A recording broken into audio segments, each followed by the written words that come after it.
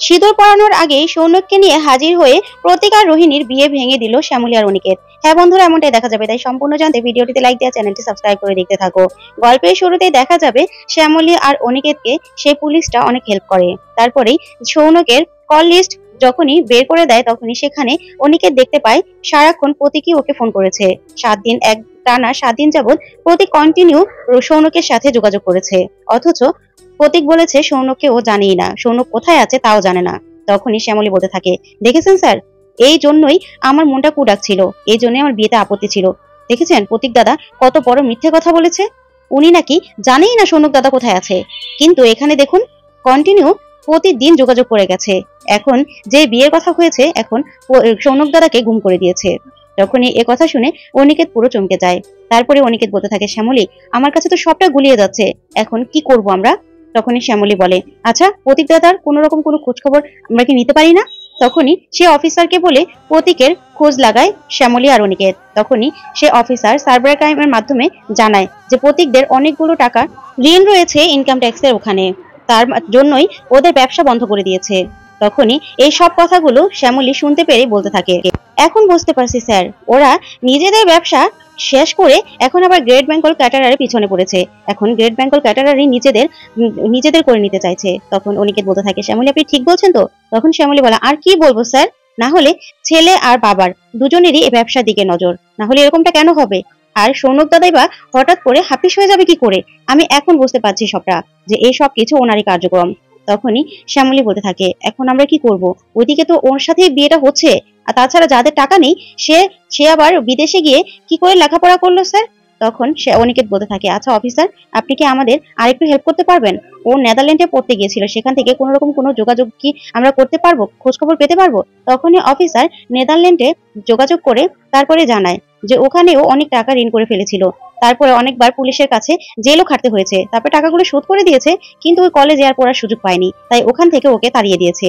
তখন ওর শ্যামলী বলতে থাকে, দেখেছেন স্যার, আর কত বড় বড় কথা, কত ভালো পড়ালেখা, কত ভালো, এখন তার নমুনা দেখলেন? তখনই অনিকেত বলতে থাকে, তাহলে অফিসার এখন আমরা কি করতে পারি বলুন? ও তো অনেক বড় ফল্ট দেখলাম, আমার বোনের সাথে ওর আজকে বিয়ে হচ্ছিল, এখন কি করব? তখন অফিসার বলে, তাহলে আপনি কমপ্লেন করেন, আমরা ওকে তুলে নিয়ে আসছি। তখনই অনিকেত বলতে থাকে, আচ্ছা ঠিক আছে, কিভাবে কি করতে হবে বলুন আমাকে, আমি করছি। তখন শ্যামলী বলতে থাকে, না না স্যার, কোনো দরকার নেই, এখন হুট করে যদি আমরা কোনো প্রমাণ ছাড়া পুলিশ নিয়ে যাই তাহলে জোড়াবাড়ির মান সম্মান যাবে, তার থেকে ভালো বাড়িতে চলুন, তারপরে দেখা যাক কি হবে।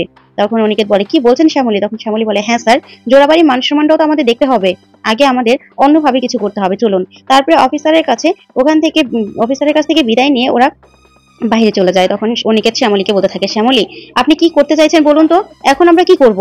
আর এই প্রতীকের সাথেও যে রোহিণীর বিয়ে হোক সেটাও তো চাই না। তখন শ্যামলী বলতে থাকে, আমি তো আরো আগে চাই না স্যার, আমি তো আরো আগে ভেঙে দিতে চাই, এখন কি করব? আমাদের হাতে তো কোনো রকম কোনো প্রমাণ নেই, তাই প্রতীক দাদার ফোন থেকে যদি কোনো রকম কোনো খবর পাওয়া যায় সৌনক দাদাকে আমাদেরকে খুঁজে বের করতে হবে।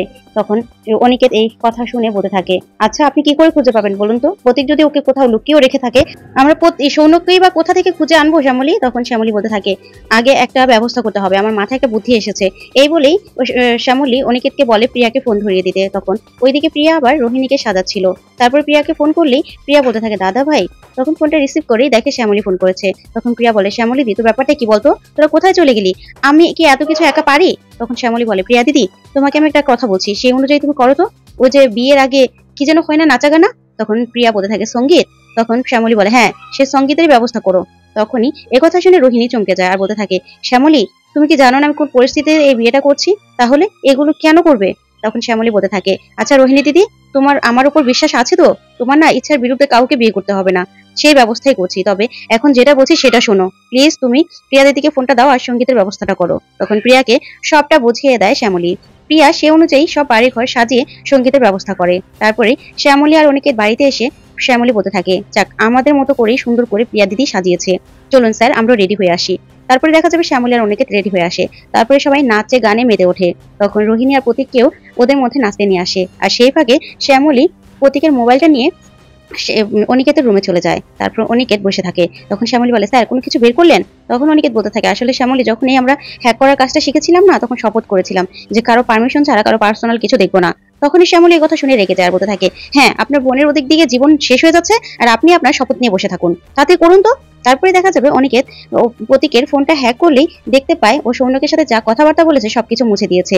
তখনই শ্যামলী বলতে থাকে, মুছে দিয়েছে মানে ওর মধ্যে গন্ডগোল আছে, ও ভালো ছেলে নয়। আমি ঠিক ভেবেছিলাম। স্যার আপনি মেল চেক করুন তো। তারপর মেল চেক করতে গিয়েই অনিকেত বলতে থাকে, ও না এই শিয়ালদার মধ্যে একটা জায়গায় হোটেলে একটা রুম বুক করেছে।